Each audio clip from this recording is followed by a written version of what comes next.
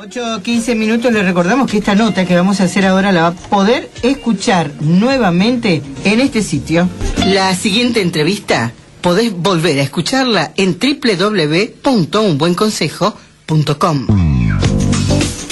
Así es, y la siguiente nota será con el concejal que hoy nos visita y que siempre viene, Gonzalo de Cerro, munido de facturas, nunca nos falla, por eso lo invitamos siempre. No, ¿Qué tal, doctor? Buen día. Discúlpeme, doctor, qué objetividad periodística. Por eso, doctor, quiero que sepa que lo invitamos siempre porque la objetividad, yo sé que hay una subjetividad distinta. No, la objetividad es que el interior es distinto. Claro. No nos analiza mientras nosotros hablamos. No, pobre. A fin de año diga, en la patología. Claro, es la siguiente, leptospirosis por empezar. Ese es uno de los temas que vamos a tratar. Claro, por eso que me gusta que intervengamos todos. Gonzalo vamos ahora a la parte del concejal. Después vamos a preguntarle por su precandidatura a intendente de la ciudad de Rosario. Así es. Gonzalo, presidente de la Comisión de Salud. ¿Qué pasa con la leptospirosis, el dengue? Bueno, por suerte hay una salud pública. Bien. Por suerte hay una salud pública, ¿no es cierto? Ese es el primer detalle. Porque, bueno, el dengue es una enfermedad muy conocida que, lógicamente, estaba alojada en zonas selváticas, que estaba alojada en zonas básicamente del nordeste brasileño, casi no existía en la Argentina. Hay dos fenómenos que podemos decir de este posmodernismo, o de esta modernidad tardía, o de este comienzo del siglo XXI, donde existen ciertos fenómenos que son los tránsitos y los tráficos de personas que han aumentado enormemente por las vías de comunicación, y por otro lado los fenómenos de deforestación en el Amazonas y en el norte argentino también, que hacen de que algunas de estas cuestiones que antes eran más localizadas ahora sean más generalizadas. También algunas influencias que ha tenido el cambio climático, aunque bueno, existen opiniones controvertidas acerca de si hay o no establecido o ya un cambio climático que ha transformado esta zona, la ha subtropicalizado, como dicen algunos, donde hay más lluvias y donde hay algunos fenómenos nuevos.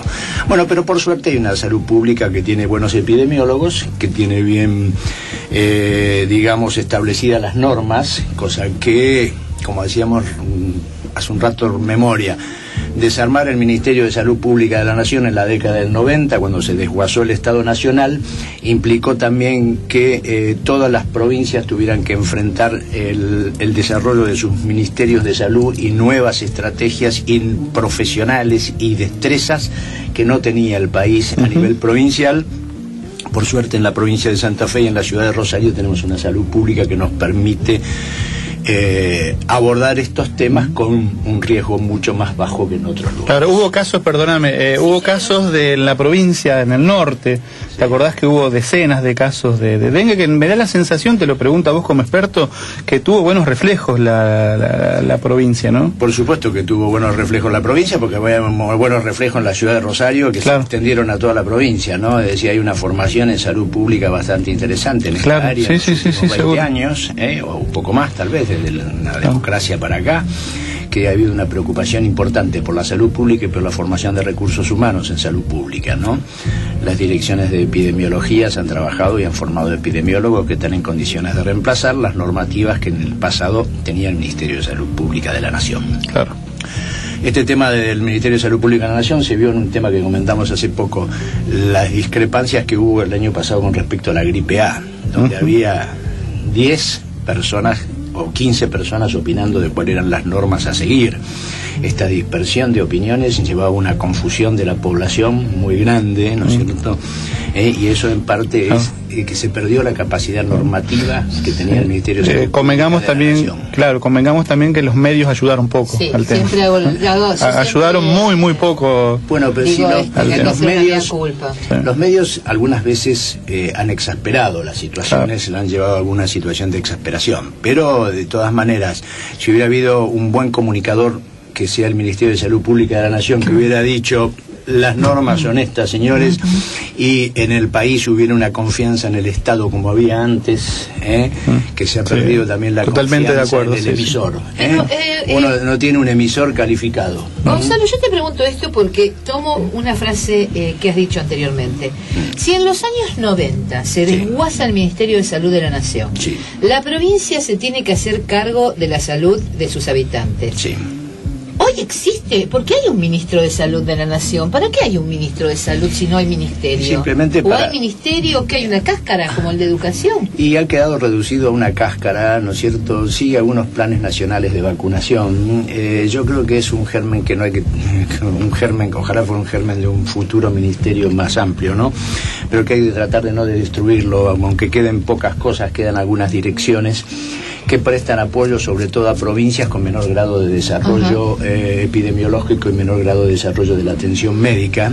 Es decir, no nos olvidemos que estamos en una provincia que tiene una universidad, que tiene facultad de medicina, que tiene casi 100 años su facultad. Entonces, bueno, tenemos un staff, ¿no es cierto?, de enfermería, tenemos muchas cosas que no tienen otras provincias argentinas, por lo cual es una provincia rica, es una provincia las rica, provincias ricas, culturalmente, simbólicamente, con medios de comunicación, con vías de comunicación, con recursos económicos, que podemos hacer frente a algunas emergencias. No es lo mismo en otras provincias del nordeste, el noroeste y del sur argentino, donde los recursos humanos pueden ser faltantes en relación a otras provincias como Santa Fe, Córdoba, Buenos Aires. Hoy Luján le preguntaba que leptospirosis, exactamente. Leptospirosis, concepto y objeto.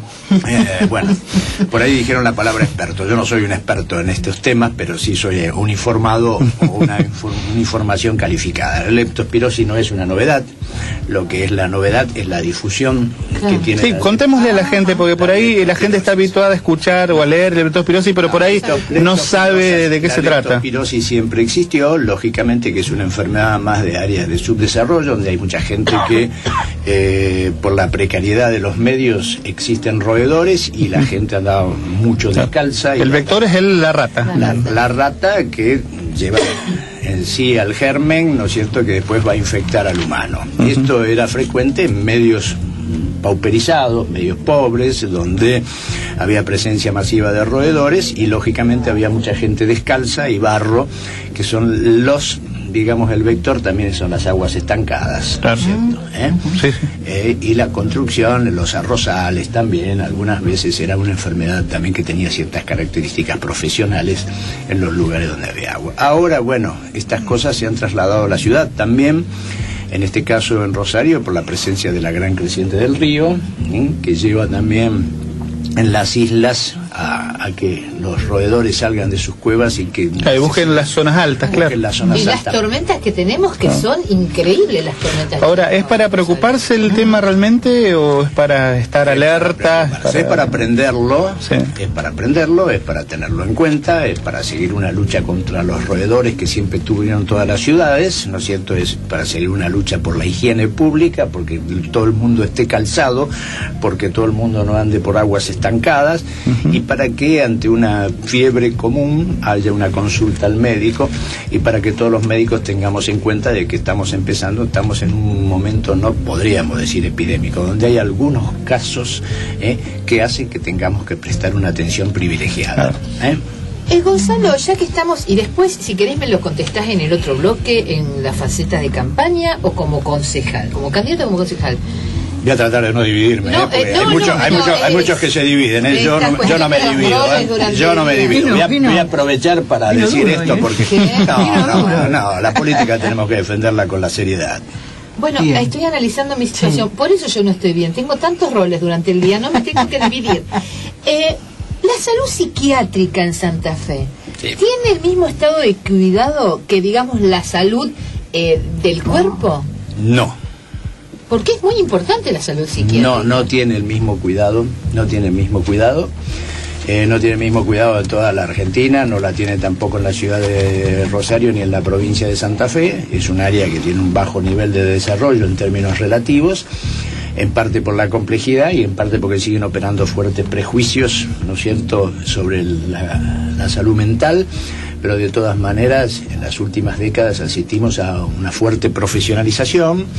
en el sentido de que el número de psicólogos y de psiquiatras ha aumentado sensiblemente, con lo cual hay una mejora desde ese punto de vista importante. Lo que no hay es lo que se llama el PMO, el Plan de Prestaciones Médicas Obligatorias del Ministerio de Salud Pública de la Nación, ha extendido, fue, como se llama, un proyecto de una diputada nacional radical, la doctora Moró, extendió las prestaciones médicas obligatorias también a la salud mental, con lo cual las obras sociales y la medicina prepaga están obligadas a prestar atención en salud mental, con lo cual ha habido una extensión de la cobertura significativa, pero falta todavía a nivel del Estado, el Estado municipal, el Estado provincial y el Estado nacional. Tenemos que aunar nuestros esfuerzos y aumentar nuestros esfuerzos y los presupuestos dedicados a esto, porque si hay algo que tiene la modernidad es que los conflictos en salud mental han aumentado mucho por la complejidad de las situaciones, por la recurrencia de las crisis, por la desorganización familiar, por la inestabilidad laboral, en fin. La cantidad de locos por baldosa que hay hoy día es una cosa increíble comparado con un pasado no tan lejano, totalmente. Bailan muchos en la baldosa y no solamente el tango.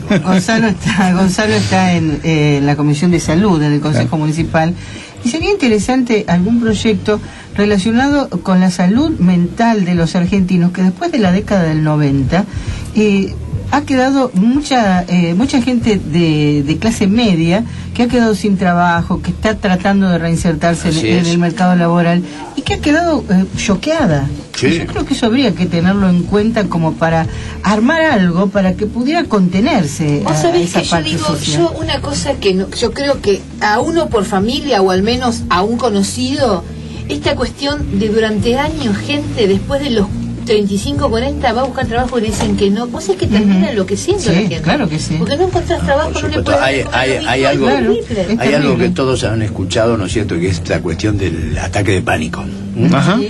Esta designación, ¿no es cierto?, nosotros no la conocíamos, y hace unos años, cuando empezó a aparecer en la literatura norteamericana el panic attack, que decían ellos, nosotros decíamos, bueno, estos norteamericanos que están tan acostumbrados a la guerra, a todas las cosas les llaman ataque, y entonces era el panic attack. No era una cuestión tan extendida y tan frecuente en la sociedad argentina. Después de la década del 90 supimos que algunas de las cosas malas que pasaban en el país del norte empezaban a pasar acá también.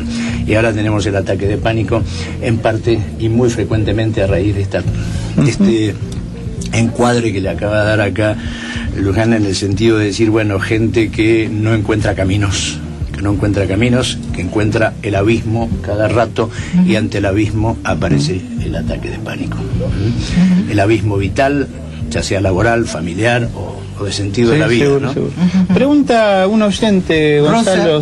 Rosa de Zona Norte está preocupada por los alacranes en la ciudad. Dice si se puede prevenir la presencia de los mismos.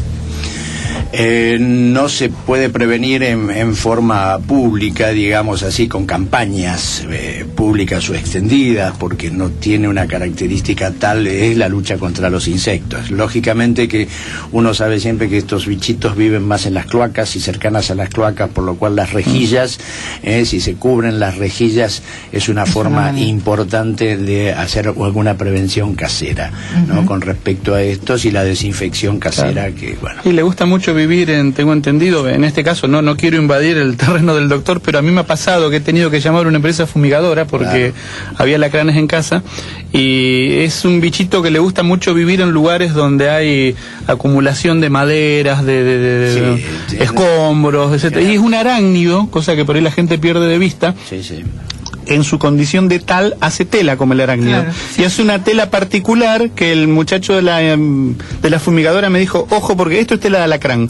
Y es como la tela de araña, pero toda desordenada, toda así de una manera muy difusa, distinta. Es más el alacrán es lo que tiene, a la hora de tejer es más desprolijo que la araña. Es más desprolijo. Y es más dañino. Y es mucho más dañino que la araña, sobre todo si uno tiene pibes chiquitos, claro. Que hay niños pequeños, suele ser una picadura con riesgo. Claro. No tanto en los adultos, pero en los niños pequeños es de riesgo. ¿Se queda un rato más usted, Gonzalo, con nosotros? No. Entonces, mire, le propongo, Elizabeth, a la gente 424-2769, 421-1059, cualquier pregunta que le quiera hacer a Gonzalo del Cerro, que nos va a acompañar prácticamente hasta, no digo hasta fin de programa, pero buena parte de él, se la pueden hacer estos números, ¿sí? De agenda abierta, digamos, lo que no, quieran. Yo estoy de candidato a intendente, entonces tengo que tener la agenda abierta. Perfectamente. Perfectamente. Candidato a intendente por la Unión Cívica Radical y además actual concejal también por el mismo partido, el doctor Gonzalo del Cerro. Seguimos nuestra charla, ya lo hemos puesto en el Facebook para claro, que opinen o pregunten. Actual presidente de la Comisión de Salud del Consejo Deliberante de Rosario. Bueno, ustedes habrán circulado por calle Córdoba, ya empezó la campaña intensa, están todos en calle Córdoba, todos los partidos representados, y es muy bueno esto. Es decir, todo lo que sea democracia es muy bueno. A ver, Gonzalo, vamos por ejemplo, plan de seguridad. Plan de seguridad. Plan de seguridad. Vamos de tenemos títulos, ustedes así tenemos títulos para tal cual. ¿Cómo no? Bueno, no hay plan de seguridad sin una buena policía. Hay que empezar por esta cuestión. Es decir, es necesario una buena policía. No hay gente que sepa más de seguridad que la policía, pero lo que no puede ser es la policía sola. Hay dos actores más que deben comprometerse seriamente. Una es el sector político, es decir, todo el sector político debe comprometerse en el funcionamiento de la policía. Yo creo que debemos volver a la conducción de la policía como ocurría antes de la dictadura de Onganía, como ocurría en la ciudad de Rosario, que el jefe de policía lo nombraba el poder político. ¿De la ciudad? Sí, ajá, sí, de la ciudad. No, le pregunto desde el desconocimiento, no tengo ese dato, por eso. Hasta el gobierno del doctor Ilia, que era el doctor Tesio en la provincia, acá en la ciudad de Rosario, el jefe, estamos hablando hasta el año 66. 63, 66 estuvo Ilia, jefe de policía era... Lo nombraba el poder político, el gobernador. ¿Padre de la actual vicegobernadora? El padre de la actual vicegobernadora. Es así. Eso debe volver. El poder político no puede abstraerse de la conducción de las fuerzas policiales, junto con las jerarquías policiales, por supuesto, pues ellos tienen su especificidad y su preparación.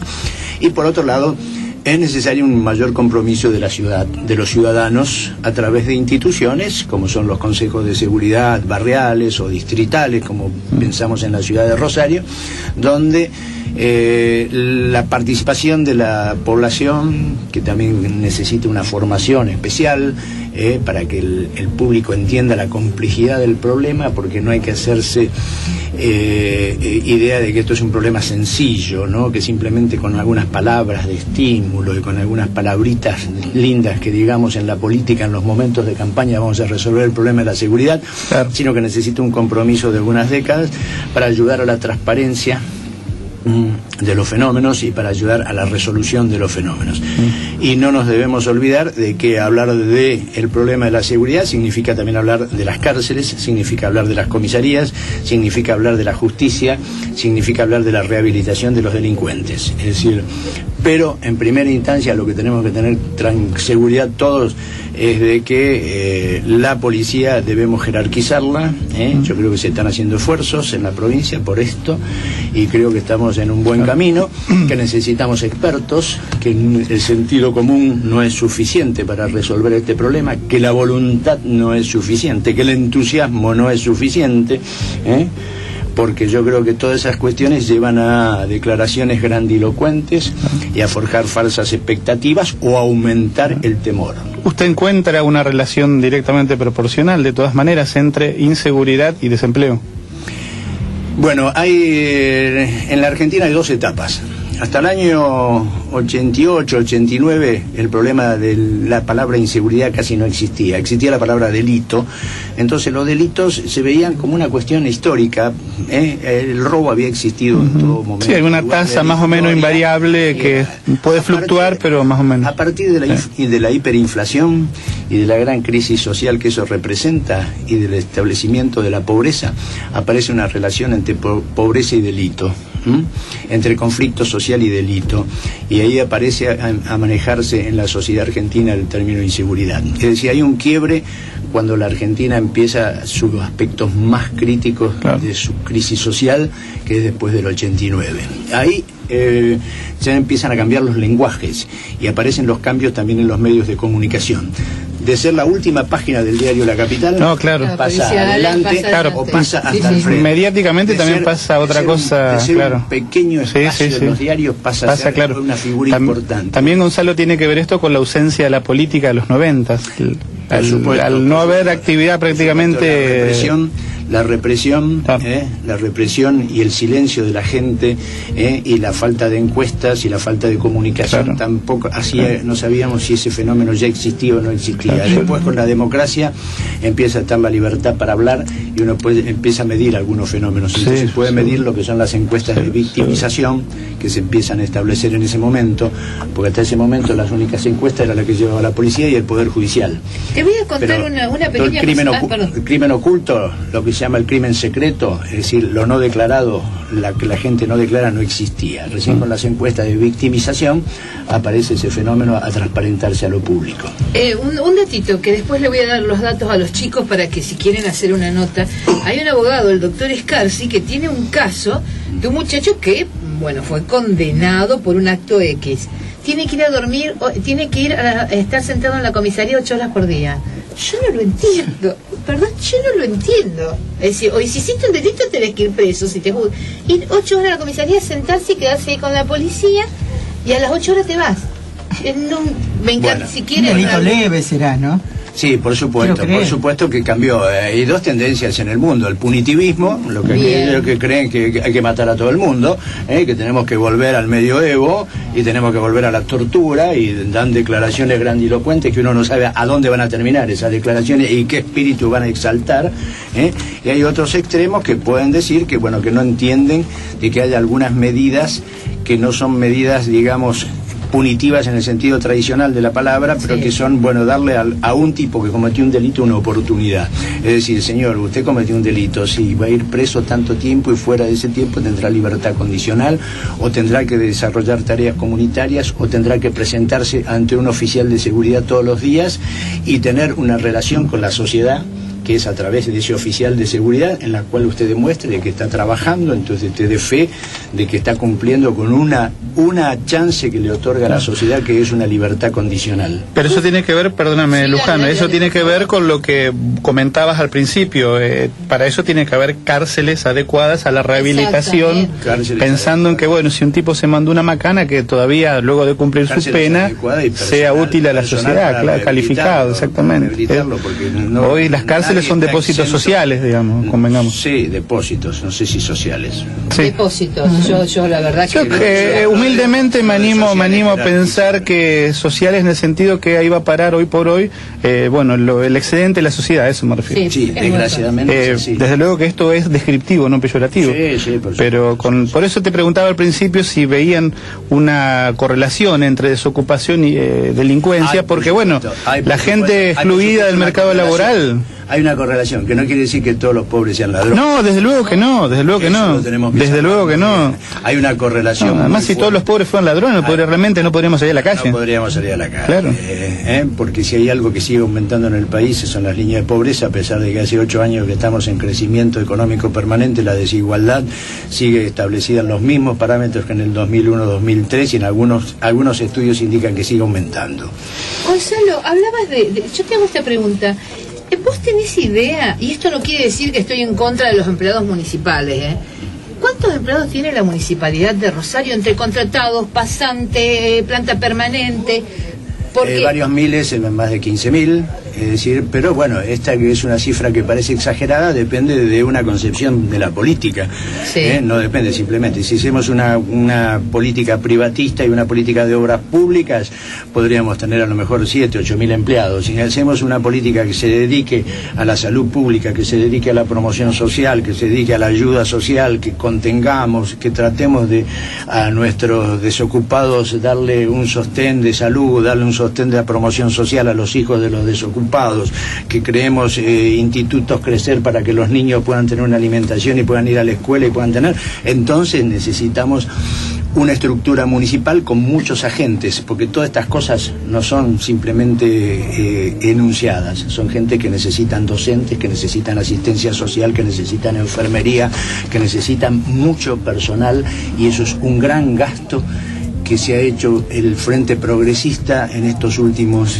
10 o 15 años, y que a lo mejor hemos tenido que dejar hacer algunas obras públicas que pueden ser importantes, pero para ayudar a la gente, y esta es una decisión política, esta no es una cuestión que la hacemos porque sí, porque creemos que lo primero que está es la gente y tenemos que ayudarla en las cosas que más necesitan. Josefa de Zona Sur, y por ahí está relacionado con lo que está diciendo Gonzalo, dice: una política para los barrios, que Rosario no sea solo zona centro. Es lo que pide. No, Josefa, es decir, yo sé, la zona sur, incluso en mi primera campaña de concejal yo instaba a mejorar las cosas en la zona sur. La zona sur es la zona más postergada de la ciudad, pero no es por el sector público que está postergada, también está por el desarrollo industrial y comercial.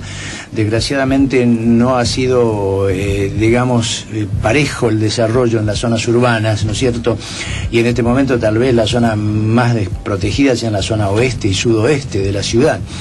Se han hecho cosas en los últimos años y hay una vocación para llevar más cosas ahí a la zona sur, cuestiones emblemáticas que pueden ayudar al desarrollo de la zona sur en el área cultural, como puede ser el Puerto de la Música, como puede ser la futura biblioteca. Yo creo que la ubicación de un hospital en la zona sur que reemplace al Roque Sáenz Peña son todas medidas que tienden a eso. Cierta mejora que hubo en las áreas de Saladillo, se está construyendo un velódromo, hay un montón de iniciativas públicas, y cómo se mejoró. Creíamos que el casino puede llevar a también algunas cosas buenas y algunas cosas malas, a lo mejor a la zona sur. Hay una dedicación a la zona sur que es insuficiente, como es insuficiente casi todas las cosas en la Argentina. Sabemos que tenemos muchas necesidades, pero no existe ni un olvido, ni un prejuicio, ni un deseo de privilegiar a ninguno. Que sea más bella la zona del centro, bueno, eso ocurre en todas las ciudades del mundo, y es una desgracia, no es una cuestión a la cual hay que ser, permanecer impávido y aceptarla pasivamente. Tenemos que modificarla, pero estamos trabajando, Josefa. Así lo está diciendo Gonzalo de Cerro. Yo recién preguntaba a Marcelo la conexión que puede haber entre la desocupación y la delincuencia, y yo pensaba, por algo que comentan los vecinos, ¿qué relación hay más estrecha entre la delincuencia y la droga? Y cómo aprovechan bandas que quizá el de arriba de todo no se droga, pero maneja una red donde los muchachos que le roban a cualquiera y que lo matan, están pagos solo con la droga. Muy estrecha, muy estrecha. Es muy estrecha, y es de las preocupaciones que tiene que tener la ciudadanía, porque para entender todos los tráficos, entre los cuales uno es de droga, otro es el tráfico de blancas, otro es el tráfico de bebé, hay muchos tráficos que tienen mucha relación con la delincuencia y que tenemos que enfrentarlos a todos. El tráfico de las cosas robadas, también la venta de los objetos robados, porque no se roba porque se roba, y después hay un tráfico de todos los celulares que nos roban en las calles, de todas esas cosas hay tráficos en la ciudad. La GUM está muy dedicada a desarmar esos tráficos, y como está en la calle detecta esos tráficos, los robos de autos, los desarmaderos de autos, de lo que llaman ahora autos de alta gama. Todas esas cuestiones son tráficos, y hay una estrecha relación con la delincuencia, una estrecha el narcotráfico y violencia son dos cosas que son prácticamente van en paralelo y que tenemos que combatir duramente, y que la ciudad tiene que saberlo, y tenemos que preparar a nuestra policía, a nuestros jueces y a nosotros mismos. Vos fíjate que recién decías algo muy importante, que inclusive nosotros días pasados se lo preguntábamos también en un momento al concejal Juliano, que siempre está con el tema de la GUM. Vos me decís, la GUM está activamente viendo el tema de los focos donde se desarman autos, el tema de la droga. Y es muy peligroso para esta gente, pues ellos van con un celular. ¿Cómo haces para qué esta gente de la GUM, cómo hace para enfrentar a esta gente? Si lo detecta, si detecta estos tráficos, lógicamente que la GUM no interviene en forma directa, sino simplemente, observa, va, mira, se da cuenta de los fenómenos y actúa en correlación con la policía, ¿no? Pero es importante porque es un número de agentes que está en la calle controlando cuestiones municipales y Los tráficos disminuyen lógicamente la venta de la gente que comercia en forma honesta y que paga sus impuestos y que paga su DREI, entonces los comerciantes se ven protegidos por estas cuestiones. Los que tienen un taller de automóviles legal no es lo mismo que tener un taller de automóviles un desarmadero. Si uno detecta que hay un desarmadero que ni siquiera está inscrito, que ni siquiera tiene una habilitación municipal, se lo denuncia de esa manera y después se hará intervención a la policía y a la justicia. Pero bueno, es una tarea que lógicamente que al tener agentes en la calle se va detectando y se va haciendo participar aquellas instituciones de la sociedad que son pertinentes que actúen, policía y otros digamos, agencias de la seguridad. Pero la seguridad es un problema importante, la inseguridad, y que ha crecido, no hay ninguna duda. En estos últimos días hemos tenido fuertes repercusiones en la ciudad de Rosario con la muerte de un joven, tal vez en desgraciada actuación de su propio padre, terrible, que veremos. Bueno, eso ha llevado a una, digamos, a una exaltación de las posiciones y de los lugares. Ha habido controversias acerca de cuál es el lugar del poder legislativo. Yo creo que hay un juez que ha hecho algunas declaraciones que creo que son pasos. Bueno, yo no lo conozco a él en forma profesional profunda, tengo un conocimiento visual y social breve. El juez Pasos, perdóname Gonzalo que te interrumpa, por ahí porque la gente lo puede llegar a situar, porque fue el juez, ¿se acuerdan el famoso caso del violador del centro? Sí. El juez Pasos estuvo 1 año y medio preso, un tipo que no tuvo que largarlo porque no era el violador del centro. ¿No era o no se comprobó? No, al poco tiempo apresaron al verdadero y por eso largaron al que el pobre tipo que estuvo. Por eso tenemos que evitar el punitivismo. Claro. Es decir, el castigo en forma rápida y en consulta, porque podemos ser cualquiera. Sí, obviamente estamos hablando de un juez que ante la presión mediática había que punitivismo, ¿no? Pero, necesitaba un culpable. No, pero lo conozco, juez Paso. Generalmente el que necesita un culpable es el poder político y los jueces pero son los jueces los que pero es pero el poder político, Luján, no manda en cana a la gente, es el juez el que la mete presa. Sí, pero muchas veces igual yo te digo, yo tengo hasta ahora mis serias dudas de que los tiradores de la escopeta sean los hermanos. No te quepa la menor duda de eso. Necesitaban en ese momento Jorge Obey. En ese momento fue Jorge Obey. Sí, seguro, pero si siempre necesitaron la firma de un juez para que ese tipo vaya preso. El juez puede decir, yo no estoy de acuerdo y yo, si no tengo pruebas, no lo encano. No, si no caemos en la obediencia debida. Yo creo que tenemos que ser tan cuidadosos. Por ejemplo, acá se estableció una controversia entre el juez Paso y el subsecretario de Seguridad de la provincia, el doctor Soso. El doctor Soso es una de las autoridades académicas de consulta en la Argentina. No es un hombre improvisado del poder político, es un hombre de la criminología, del derecho criminológico argentino, es un hombre de consulta de la mayoría de las policías por los estudios estadísticos en todas las ciudades importantes del país. Tenemos que medir las palabras también del doctor Soso porque son indicadoras de un proceso de reflexión profunda, no es cualquiera. Sí, seguro. Cuando uno se mete en el estudio de los problemas de seguridad, se encuentra con los estudios de él. No es un improvisado de la política, no es alguien que quiere un cargo electivo porque sí. ¿No vas a volver a visitarnos entonces? Dale. Muchas gracias por estar acá. Bueno, ha sido un gusto. El doctor Gonzalo del Cerro, el presidente de la Comisión de Salud del Consejo Deliberante, candidato a intendente. Bueno, ya nos irá... Candidato a intendente por la Unión Cívica Radical. Por la Unión Cívica Radical, exactamente. Y le agradecemos las facturas también a Gonzalo y lo esperamos para la próxima. Ahora vamos a casi sobre el cierre. Usted está escuchando Radio Gran Rosario 88.9. La de mayor alcance, la más profesional, la de mayor audiencia. Radio Gran Rosario.